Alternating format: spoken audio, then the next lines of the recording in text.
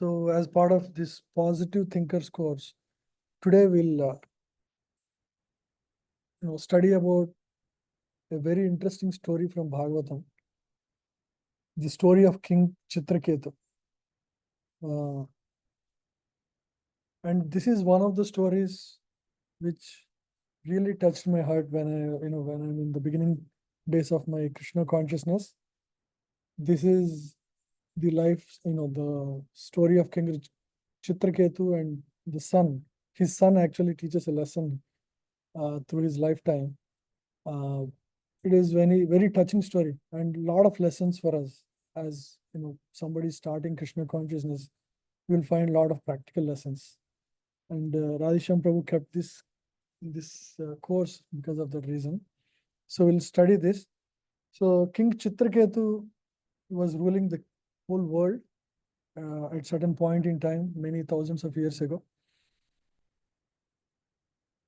He has control of all the kingdom, all the people are following him, all the sub kings are all very obedient to him.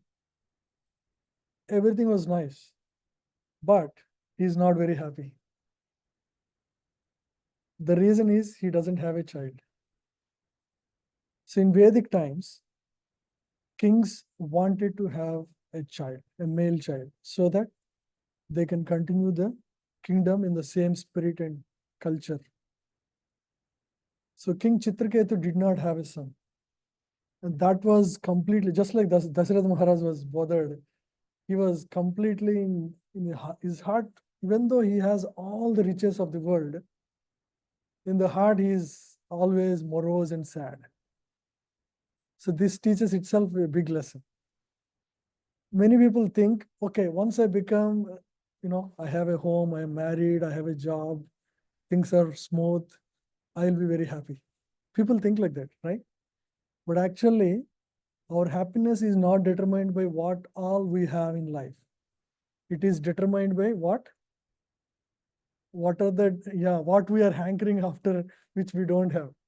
This is the reason we should never compare ourselves with what others have, because that will always give us a sense of, I don't have this, I don't have that. Should never compare with what others have. We don't know what karmic debt they have, what other things they will get into. So we should never. So, I mean, in this case, he was totally on that, because he doesn't have a son. He doesn't know how, after him, how the kingdom will be taken care. Being a Vedic king, he was very concerned. So one time, so the lesson is, how can you find a person who is a rich person? Can we call Bill Gates as a very rich person?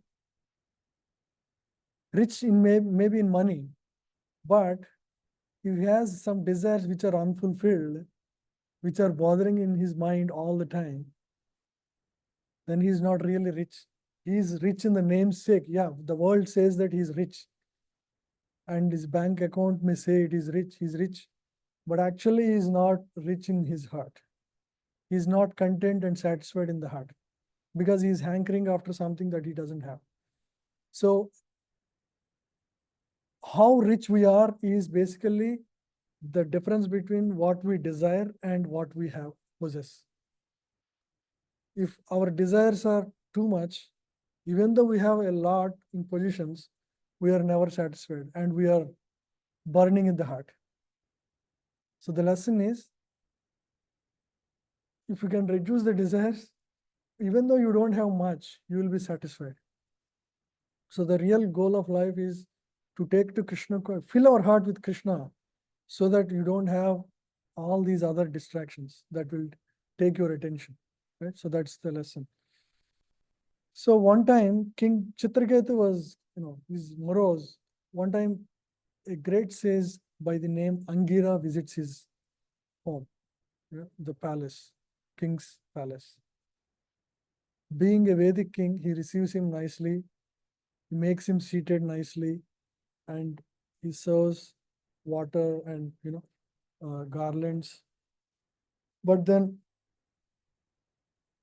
and then as soon as he was a little calm, the sage was able to observe that something is going on in the mind of this king, because he's not really, even though he's externally, receiving nicely, heart, we can, face is the index of mind, correct? We can clearly see what's going on in the life of a person, because you cannot hide. Your face is the index of your mind. So he could observe that Chitraketu was morose. So Angira inquires what is going on in the life of Chitraketu. By the way, Chitraketu, hoping that, by marrying more women, he may get a child, he keeps on marrying. And he had like hundreds and hundreds and thousands of wives in the process. But he couldn't get a child with anyone. So he expresses his concern to Angira. Ideally, when a sage visits your home or palace, what should one inquire about? Ideally. Hmm? About God, yeah, about self-realization, how they're doing in their self-realization pursuits. So that is the ideal conversation. But because King Chitraketu was so morose, he couldn't talk anything other than, my dear says, I don't have a child, and that is bothering my heart like anything. Please teach me a method or process by which I can have a child. So this is what happens with a person who is obsessed with a desire. Angira understands that this is a material desire, and as per his horoscope, actually he doesn't have a, the progeny in his horoscope. But if he says that, he will be upset further. So he doesn't say that. He says, okay, perform this yajna, and as a fruit of that, you will get one child, and name him Harshasoka. So this child is going to give you a lot of happiness, but also is going to give you a lot of misery. So king was perplexed. Why is he saying this at the moment of I'm going to get a child? Finally, I'm having a child. Maybe because he's the only child, he may become very arrogant out of his riches, no competition. So maybe he become a disobedient child. It's okay. What to do? Having some, disobedient child is better than no child. So let me have it. That's what he thinks. But destiny has a different plan. So finally, the sacrifice is performed, and the fruit of the sacrifice is offered to the king, and king offers that to one of the wives of these thousands of wives. So that wife's name is Krutadyuti. He gives that to Krutadyuti. Krutadyuti, honors that. As a result, she would immediately have a child. She had an issue, and within few months she will have a child. And the child was named Harshasoka as per the instruction of the Angira Muni. And the child started growing, and everybody was joyful. But the problem is, king was so obsessed with the child, he was spending all his time with the child and the wife, Kritadyati. So what is happening with the rest of the wives? They are getting no love, no attention. So slowly they all became, people started saying, you're all barren woman, you don't have a child. So this became a big bothering. Now their minds are all disturbed, just like king's mind was disturbed in the past. Now all these wives together, their minds. So they started talking to each other. And when people negatively talk between themselves, all kinds of negative emotions come in play, right? They start talking, this king, he completely neglecting us. We have no life since the time this child is born. You know what they felt? So this child is the source of all our pain, all our neglect. Our life is spoiled because of this child. So this child should be killed. Can you imagine? So to that extent, when people are in misery, they go to that extent, especially when people are envious. So we should always make sure we do not invoke the envy in others. We should try to our best. If people are still doing what they want to do, they let them do. But we should, from our side, try to not invoke envy in others. So on one fine day, Kritajyoti was in the park. She was, there was nice breeze and she was gone for an outing. She calls her maid servant to bring her son to the park. The maid servant, so the child is still very young. He's still not even 1 year. The maid servant goes to the home to fetch the child, and by the time she finds him, the boy's eyes were up. Basically, he's dead. And she tries to test with cotton swab at the nose to check if he's breathing. He's breathless. The maid completely gets devastated. She couldn't take it. She was weeping loudly, and Kritityuti was in the veranda outside. She was walking in the park. She immediately hears this and she comes running, and she also sees this, and she started wailing very loudly. And the news started spreading. King also hears about this. King couldn't take it at all because he is so attached to the boy. He was sobbing and weeping like anything. And he was running towards the sun, the apple of his eye. He was running, and he would falter and fall down in the process. His eyes were filled with tears, you know, and hair was disheveled. King was totally lifeless just by hearing this news. And he would come running and completely flatten himself at the feet of his child. He was so morose and sad. He couldn't take it. Nobody was able to control King's sadness. He was totally devastated. At this moment, the ministers realized there is no way to console this king except to call the same sage who actually invoked the child. So they all call Angira Muni. So Angira Muni pays the visit again, and this time he comes with another great sage, Narada Muni.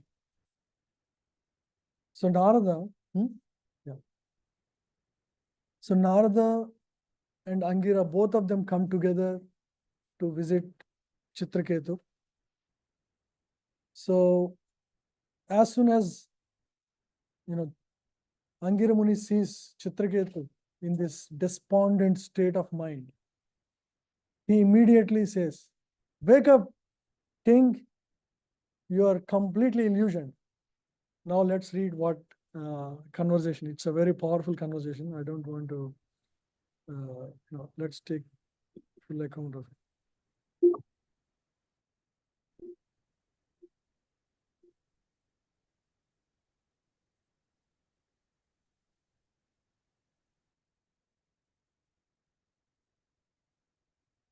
Yeah. So it's like this. Wake up from the darkness of ignorance. O king, what relationship do you have with this child? You may say that you are now related as father and son. But do you think that this relationship existed before his birth? Does it truly exist now? Will it continue now that he is dead? O king, as small particles of sand sometimes come together and are sometimes separated due to the force of ocean's waves, living entities who have accepted material bodies sometimes come together and sometimes are separated by the force of time. So this is the instruction that Angira Muni gives. Because now there is nothing anybody can do. He has to be given this instruction. So Angira wanted the king to understand that all bodily relationships are temporary. So just like in ocean, sometimes sand particles come and go away. Similarly, different people come together as a family for a short time of a few decades. And again, each person separates on their own way. Same wise, our wife, children, brother, sister, all of us come together. And what caused our birth? Our birth is caused by our own prarabdha karma. No other reason.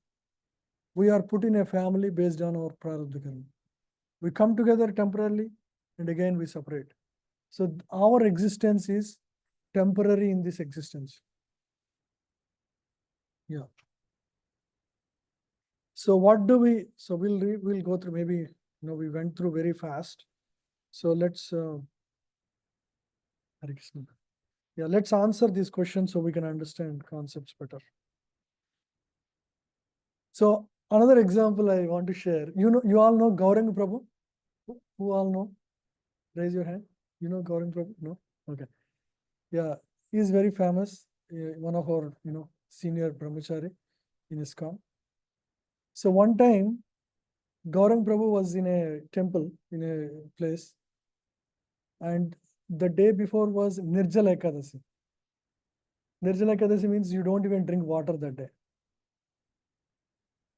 Nirjala Ekadasi, and the day was done. Next day morning, he was in the ashram. He rushed to kitchen, asking for some little juice or something to drink. And this temple kitchen was nearby to the ashram, so he went there, and he saw one boy. The boy was amazed. Oh, Gaurang Prabhu is in our ashram today. So he felt so happy.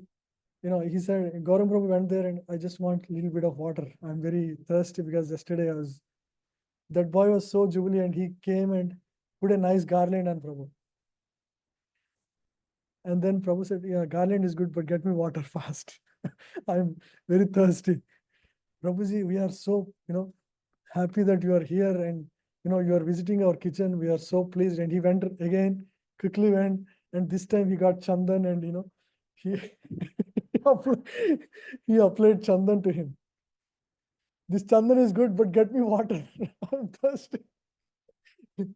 Then finally he got. So the lesson is, if you are thirsty for water, anything else you get, you can't really, be happy with that. So similarly, if our heart is burning with a particular desire, you may have anything else in life, all the riches of the world, but you are not happy, right? So that is the lesson there. So when we meet a saint, what are we supposed to do?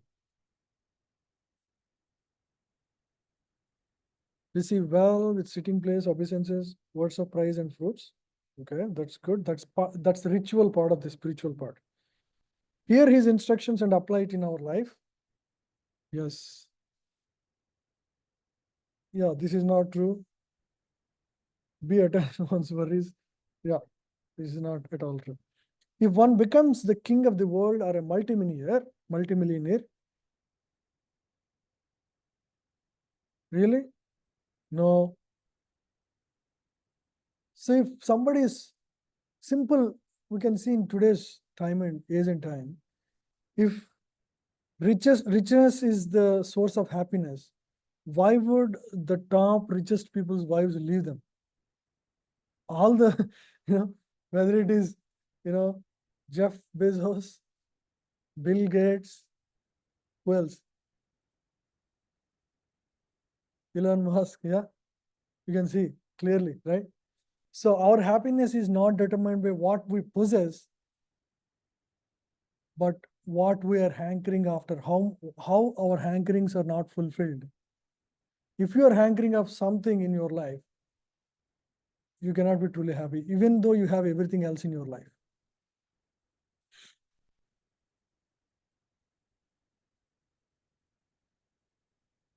Yeah. So we read this. Kritidriti got a child, was dead. Yeah. So why did Chitraketu desire a son despite says warning him that the son will give trouble? He was attached to having a son even if his son would be proud or arrogant. He thought of a bad son is better than having no son. His blind attachment to having a son overpowered his reason. Thus, he could not understand the sage's good instruction. Is that right? Yes. So, when our mind is overpowered by our own thinking, we cannot, any good instruction will not sit in our heart. You see, that's a very important lesson. He thought troubles and trials as, no, this is not true. What happened when Chitraketu could not contain his joy? Became very attached to Kritititi. Yeah. And ignored other wives. This is what happened. He was unaware of what co-wives were feeling in their heart and thus neglected them. No. Everyone, including Kritititi, no. Co-wives of Kritititi had increased envy that led to poisoning the child. Yeah, this happened. Yeah.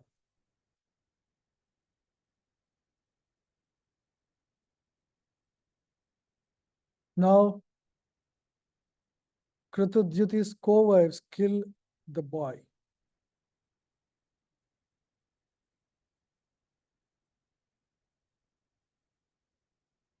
What should we learn from the sad situation of Queen Kritititi and King Chitraketu now that they have lost their son?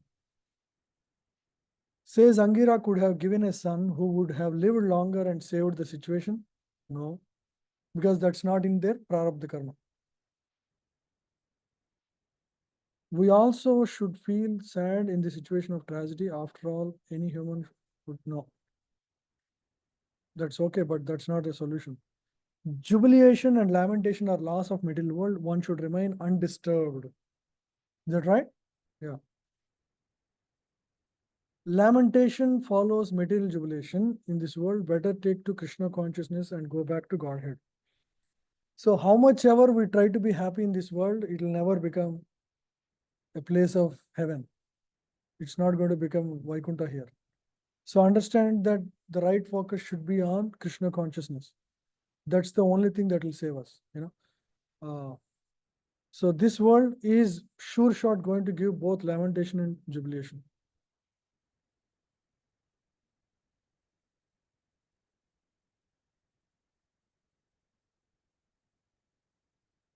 Yeah. King began crying loudly as the mother and father lamented. Their followers joined them, bemoaning yeah, this is all right. So, why is Queen's cursing? Okay, and in the process, Queen curses the Supreme Lord. So, what does she say? Oh, Providence, during the lifetime of the father, you have caused the death of his son. You are certainly the enemy of living beings and are not at all merciful.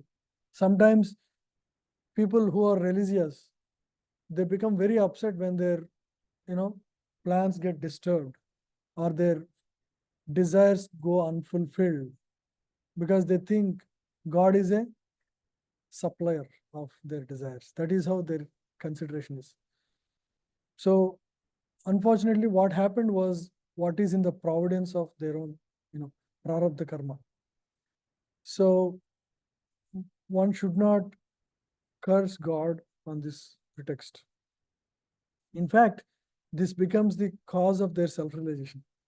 So, because people cannot see the total picture, in the moment we get taken away and we do such things as cursing Lord. So the king and queen were very morose. Yeah. Why is queen cursing the Supreme Lord wrong? The Supreme Lord is not enemy of anyone. Everyone takes birth and death as per their karma, and Lord cannot be blamed for it. Is that correct? Yeah. Lord cannot be blamed for. If your father is there, he says, don't play with blade. The child is naughty. He still plays and cuts his finger and blood oozes out. Is it the mistake of father? Yeah.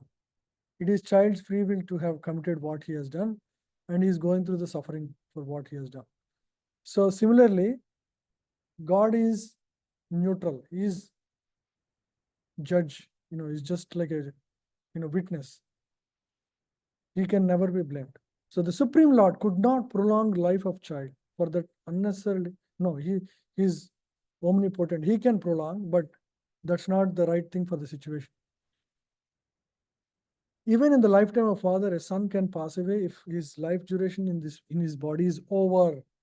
After all, everybody carries their own prarabdha karma and reaps results accordingly. Correct? Yeah, is correct. A and C are correct. Let's see the fourth. Supreme Lord may not be aware of, no, he is aware of everything. What do you infer from the talks of queens such as, you have slept for a long time, now please get up, your playmates are calling you to play. So in her, moroseness, she would say like words like that. It's because of her attachments. So she was probably misunderstanding that the child was still alive, so she said so. No, it's very clear the child is dead. This shows her denial of the fact that child is gone due to her intense attachment to the child. Yes. When one is illusioned, then one speaks incoherently, imagining a dead relative to be alive. She is definitely illusioned, but she's not taking dead to be alive. There was a likelihood of the son to get up. No. So Angira Muni and Narada Muni arrive now. So we already read the instruction. Wake up from the darkness of ignorance. O king, what relationship do you have with this child? Now, an interesting thing happens. Let's see. So Angira gave the theoretical instruction. So what do we understand from the energy of sand particles in a river? So just as sand particles drown in a river, we are all drowning in the ocean of samsara, but that's not the purpose of it. Just as sand particles are insignificant, we are all tiny living entities, we are not Lord. That is also not the point of this analogy. Just as sand particles are sometimes thrown to the bank, similarly, situations in this world sometimes drive us to take shelter of Lord and become liberated from this world. That's not the point again. Just as sand particles come together and are separated by force of ocean waves, living entities who have accepted material bodies sometimes come together and are separated by the force of time. Yes, right? So that's the example there. Sometimes they come together and sometimes they're separated. Yeah. Now, interesting thing happens. Narada Muni invites the soul back to the body of the boy. So he will use his mystic power. The boy is dead right before everybody's eye. Narada Muni invokes life back in the child with the same soul that left the body, and the boy suddenly wakes up. And now Narada Muni asks this, O living entity, all good fortune unto you. Just see your father and mother. All your friends and relatives are overwhelmed with grief because of your death. Because you died untimely, the balance of your life still remains. Therefore, you may enjoy the remainder of years allotted to you in this body with your friends and relatives, and later you may accept the royal throne and all opulences given by your father. So the boy is like this, you see. So the boy who is sat down, dead, sits now. He sits and he will start speaking wisely because he has left the material body. He is in spiritual, he is fully empowered by spiritual potency now. So he will speak spiritual knowledge as a liberated soul. According to the results of my material activities, I, the living being, transmigrate from one body to another, sometimes going to the species of the demigods, sometimes to the species of lower animals, sometimes incarnating among the vegetables, and sometimes and appearing sometimes in the human species. In which birth were these two people, my father and mother? So he's saying, I have many, many thousands of lifetimes. Which father and mother are you talking about, sir? I had demigod father and mother. I had sometimes animal life mother and father. So the boy says, no one is actually my father and mother.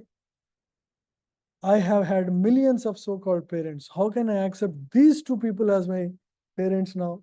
The boy is asking. The parents and everybody was totally surprised by this. Yeah. So the Vedas teach that the eternal living being enters a body made of material elements. These five material elements: earth, water, air, ethers, and space. So these are material elements. The soul enters these temporarily to stay for the time being to expand his prarabdha karma. So here we find that such a living being entered a body produced by King Chitraketu and his wife. Actually, however, he was not their son. The living entity is the eternal son of the Supreme Lord. Our actual father is the Supreme Lord, God himself. But because he wants, the jiva want to enjoy in this material world temporarily due to his material desires, according to his prarabdha karma, he was placed in various wombs temporarily. But he actually belongs to spiritual world. That's where his original home is. But he's in the temporary material world, temporarily fulfilling his material desires. Yeah. So yet the pure living being has no relationship with the material body he gets from his father and mother. Therefore, the soul who had taken up the body of Chitraketu's son flatly denied that the king and queen were his parents. The boy is denying his parents now. Yeah. So the child spoke the following. He refused to accept anyone as mother or father except the Supreme Lord. Although he had millions of so-called parents, he accepted Chitraketu as no. A pure soul has no connection with the material body that he receives from parents. Yes. Jiva is an eternal being, son of Supreme Lord, but he enters into a temporary material body given by parents to serve the Supreme Lord. Yeah, this is the actual purpose. Yeah. So in the material world, we come together as a family, stay together temporarily and get separated, never to meet again. That's a fact of life. Just like, have you all been in a train journey in India? Overnight, you will be with a bunch of people around you. You have been there, right? You make friends, you talk to them as if you're going to be with them for a long time. And sometimes we share food. We talk about what's happening with your child. We have met so many people like that, correct? But did we ever again connect with them? The journey is over and the relation is also over. So that's exactly happens. That's what happens with us in the middle world as well. But the span is little longer. That's all. Again, we'll not meet our wife, our children, our father, mother. We're not going to meet them again in the next life. So that's a fact of life. We're originally from spiritual world, from our true father, Lord Krishna. We are temporarily in various species, various bodies, we have to fulfill our role as a father, mother, child, uncle, whatever it is. We have to fulfill our dharma, but doesn't mean that we should be attached to them forever. Okay, on the material plane. As a mother and father, the ideal thing we should give them is to give them spiritual life. Right? So that's the most important duty of as a parent.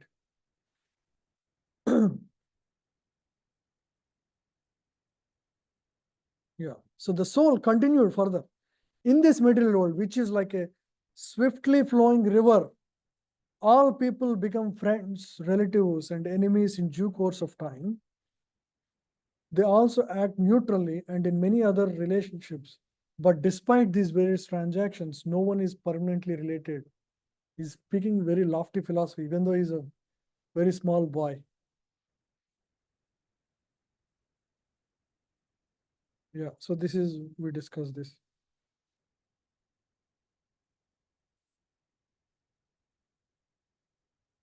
Yeah. Life in this middle world is compared to a train journey. Why? Nobody can be permanently related in this middle world, unlike one permanent relationship with the Supreme Lord, of whom we're all part and parcels. That's correct.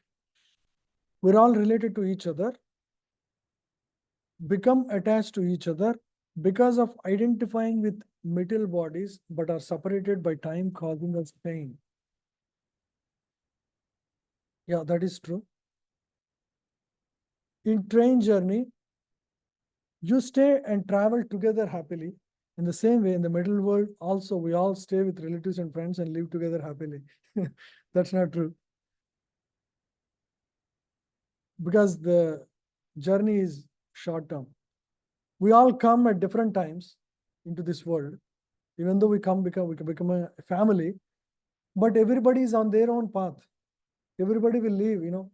Now recently I lost my aunt, for example. She came, we had many loving exchanges over the years of last 40 years, but she's now gone. So it's like that.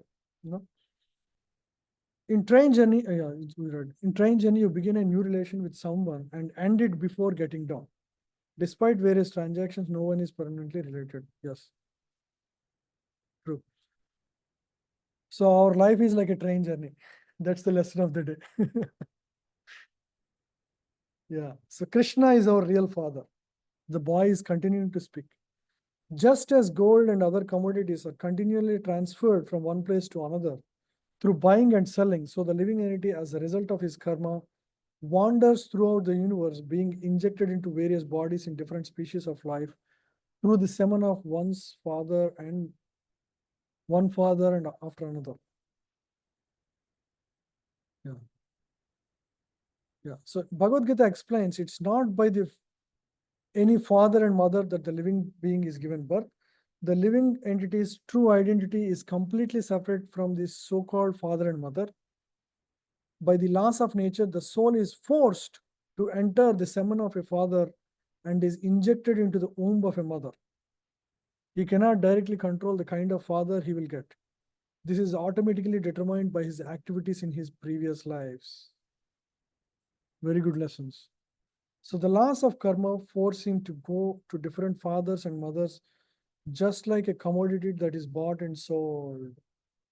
You see, this is what happens with everybody's life.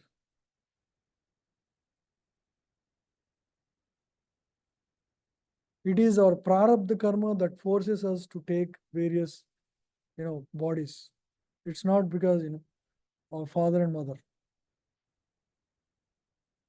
Living entity sometimes take shelter of an animal father and mother, sometimes a human father and mother.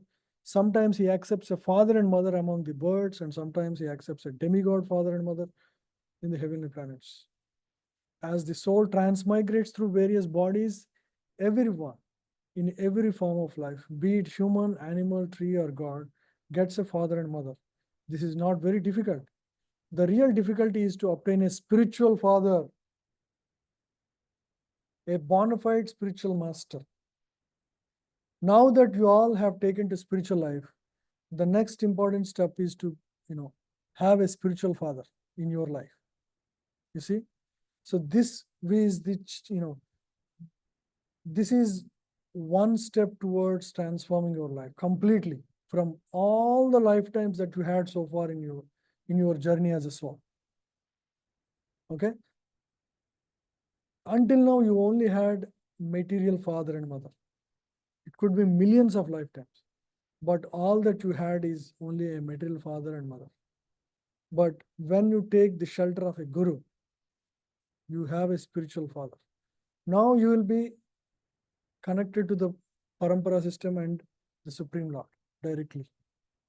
You see, now your path is transformed.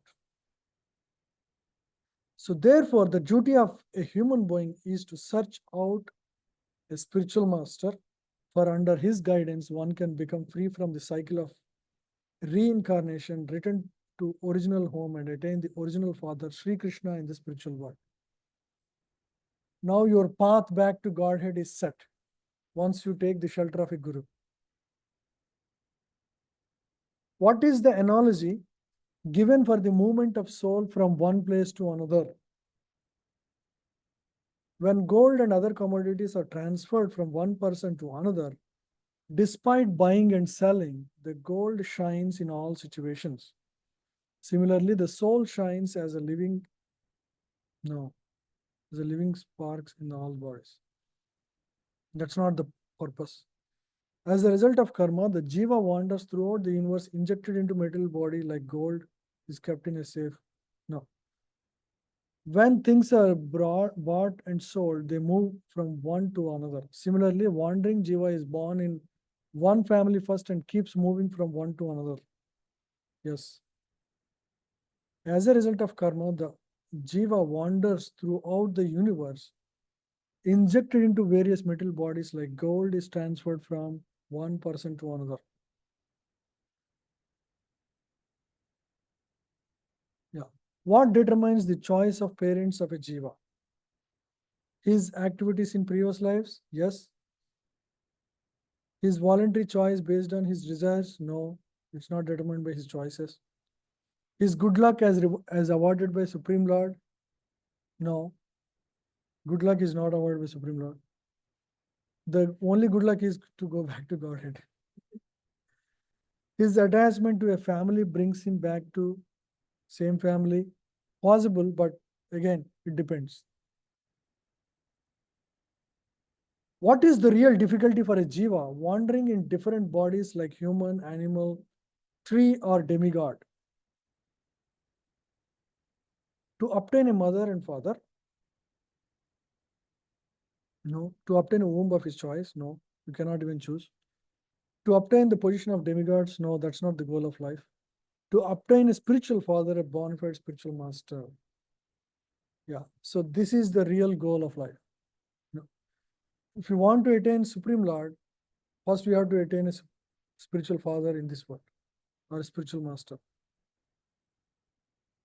How can we understand that Krishna is our real father?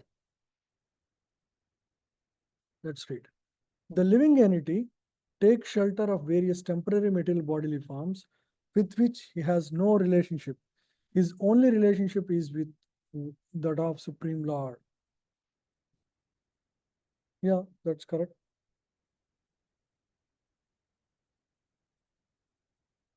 The mother and father appear intimately related to the living being owing to giving birth, but they only act as instruments in giving a temporary material body to Jiva. Other than that, mother and father has no relationship with the Jiva. But Krishna's relationship with Jiva is eternal. That's correct. This is more accurate answer. The living entity, son of the Supreme Lord, is injected into various bodies in different species of life through the semen of one father after another. But none of these fathers have any relationship with Jiva. That's correct. The scripture clearly declares the Supreme Lord is supposed to be the seed-giving father of all living entities. That's correct. So, BCD. What is the duty of a human being? To serve his parents as an ideal son, since they have given him material body. Do we do that? We should do that, but that's not the highest goal. That's dharma. That's also duty. To understand that his actual relationship is with the Supreme Lord and serve him. This is the more important duty. To know that the real difficulty is to get ideal parents and therefore serve them gratefully. No, that's not true. Pretext is wrong. To not identify with the temporary material body received from parents, but utilize it to serve the Supreme Lord, who is the original father of all living entities. That's correct.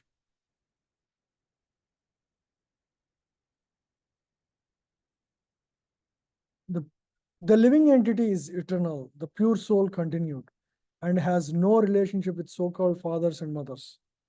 He falsely accepts himself as their son and acts affectionately. After he dies, however, the relationship is finished. Under these circumstances, one should not be falsely involved with the jubilation and lamentation. The living entity is eternal and imperishable. He has no beginning and no end, nor does he take birth or die. The living being is equal in quality to the Supreme Lord, but both are spiritual personalities.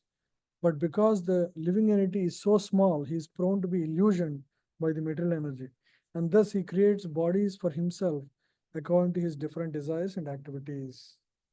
So, very nice philosophy the boy speaks. Yeah.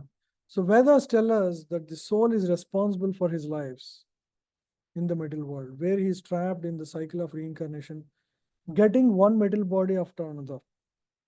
Yeah. So if he likes, he can remain suffering in the present house of material existence, or he can return to his original home in the spiritual world. We all have choice every moment of our life. It depends on what, because we have free will, right? We can always choose. We can be spiritual or material at every momentary situation in our life. So Lord's true desire, although God arranges through material energy to give the living entity the bodies they desire, the Lord's true desire is that the conditioned soul get off the miserable Ferris wheel of material life and return home back to Godhead. This is the main lesson. So, even though Lord gives us all these material facilities that we are enjoying today, but actually His desire is that we return back to Him sincerely by sincerely working on that. Yeah. Suddenly, the boy became silent as the pure soul left the body of the child. So now the body is again lifeless. The boy leaves the body. And after hearing all of these lessons directly from the mouth of the boy who was dead and who awoke, what happens to the King Chitraketu and his wife? They get full realization of life and they forget all their lamentation caused by bodily attachments. They forget all their attachments and they cremate the boy and lead their life, rest of the life serving the Supreme Lord.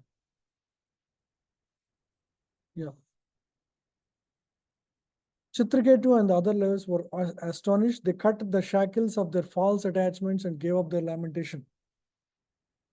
Then they performed the funeral ceremony, cremating the body. Because King Chitraketu and his wife have become fully cognizant of spiritual knowledge, including the science of reincarnation, they easily gave up the material attachment that leads to pain, fear, grief, and illusion. They were able to give up. If someone loses mother, father, or grandfather, then one cries out loudly during their death due to fear of being separated from them. What should be our understanding?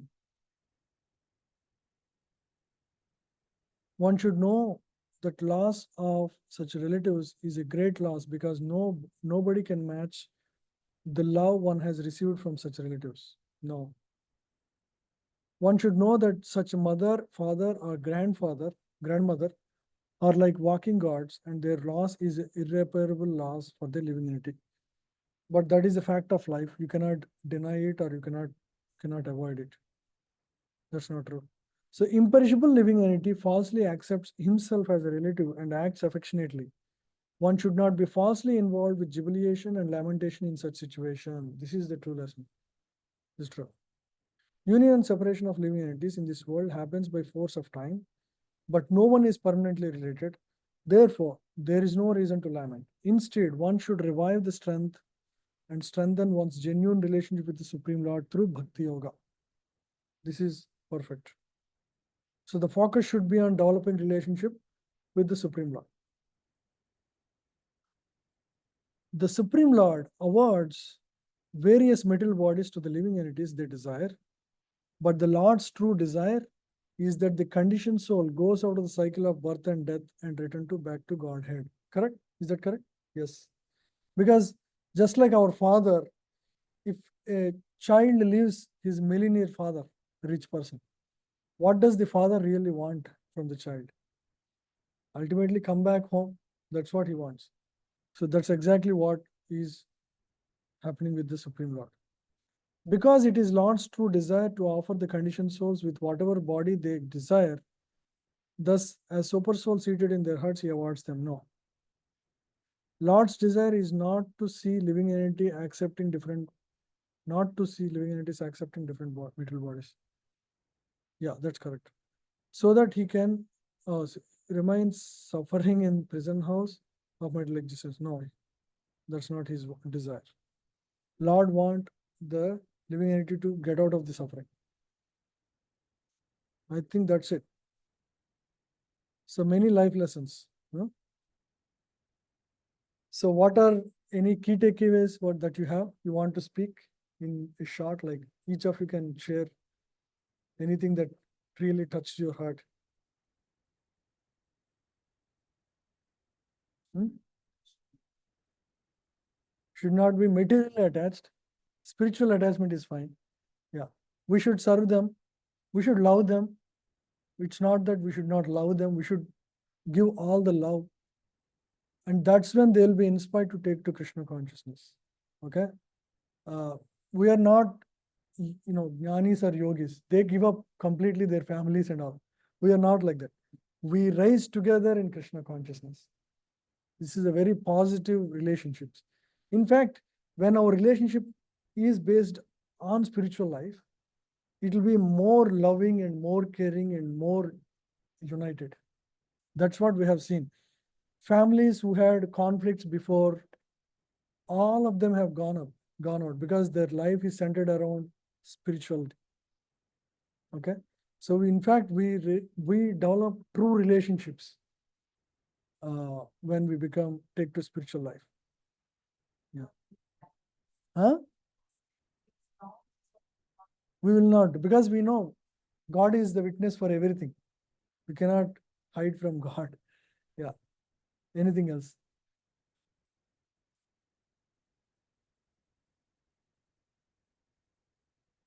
For example, you have a child. You want to become him billionaire. Some parents do that.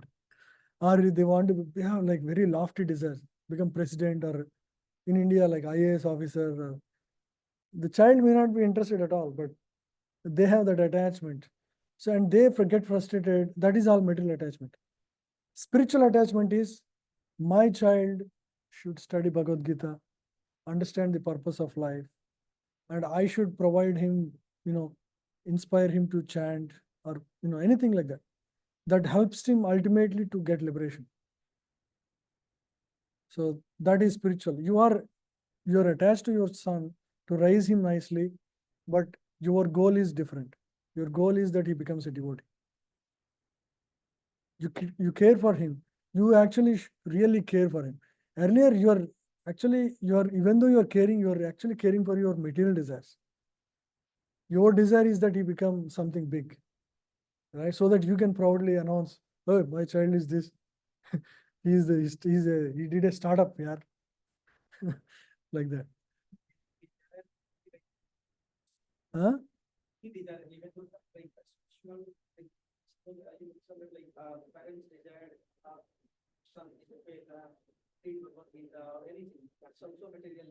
It's not material desire. It's spiritual desire.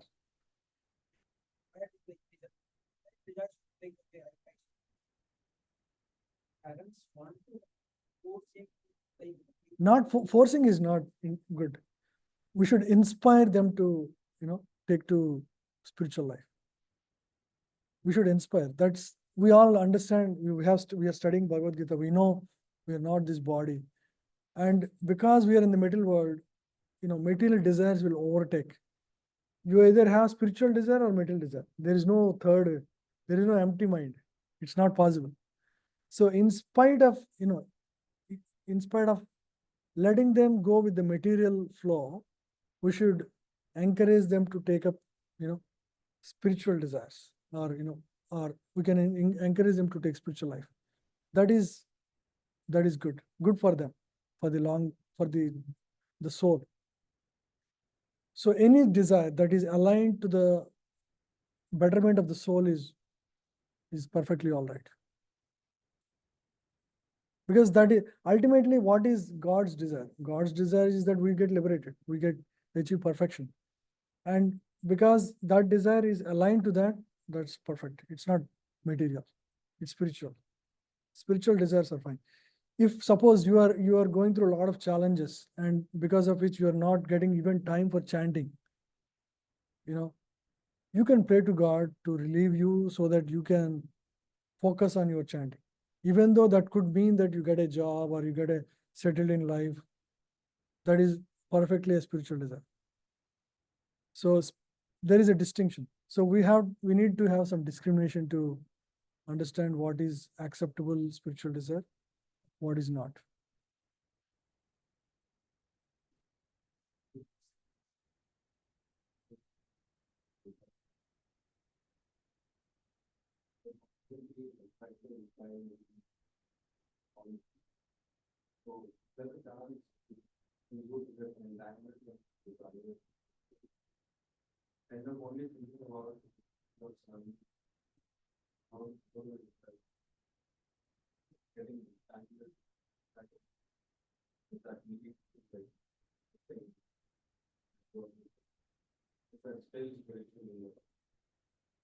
So because he is spiritually, the father is spiritually knowledgeable, he also understands that the prarabdha of the child is also in play here.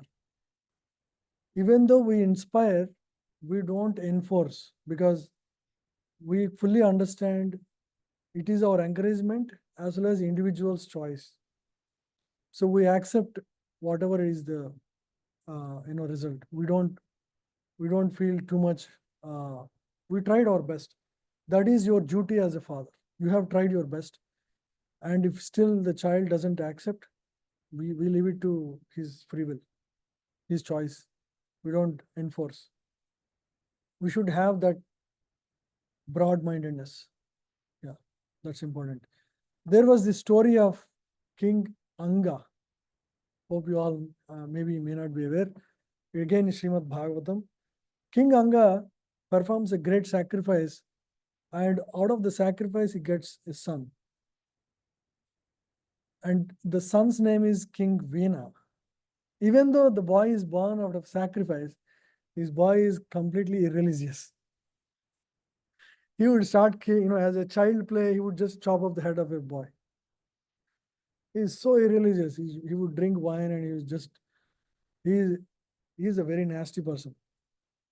King Anga would always pray to Lord, somehow, improve this guy. He is a very pious devotee, and he gets a son who is completely ruthless. And after a while, he feels so, you know, situation is not in his hand. One day, he just gives up his family itself, the king. He retires. I couldn't do anything about my child. I tried my best. Let me go focus on my spiritual life at least. So he couldn't do anything for his child. He cannot just continue forever, and he has to take to spiritual life seriously. He goes back to forest, and he perfects his life. King Veena becomes king because the ministers feel there is no better than blind. What is it called? They say, right, some eye is better than blind eye, right? Something like that they say. So they will make him the king, and this guy becomes even worst. He will use all his powers to make. He will stop all Vishnu worship and ask you should worship only Veena in the entire kingdom. So he will do all nonsense, and all the ministers and brahmanas become so vexed with him. They all make a plan to perform a sacrifice and kill him. Better not even have a king. Such a king is so bad. So they perform sacrifice and kill him. The guy gets killed, but the body is the mother of the King Veena. She preserves the body for some time because there is no other king now. And all the looters will take over the kingdom, and just like now what is happening in Bangladesh. You see, that's what happens when there is no king. That's what happens.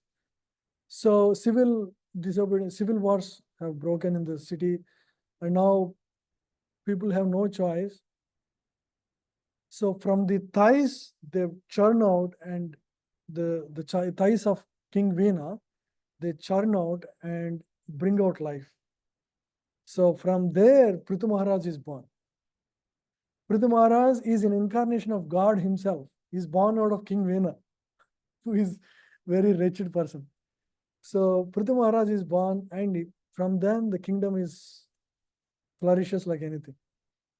And so even great devotees sometimes can have a child like King Vena. What to do? Accept it. Accept your destiny as it is. Don't so devotees don't question, oh, I'm a devotee, why is this happened? No.